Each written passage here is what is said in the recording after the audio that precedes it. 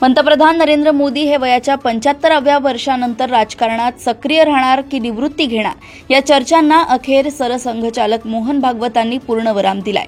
मी किंवा एखाद्याने 75व्या वर्षी निवृत्ती घ्यावी असं मी कधीच म्हटलो नाही। संघाने आदेश दिला तर मी निवृत्त होईन असं मोहन भागवत म्हणाले। संघाला गरज असेल तोपर्यंत मी कार्यरत राहणार असंही मोहन भागवतांनी स्पष्ट केलंय।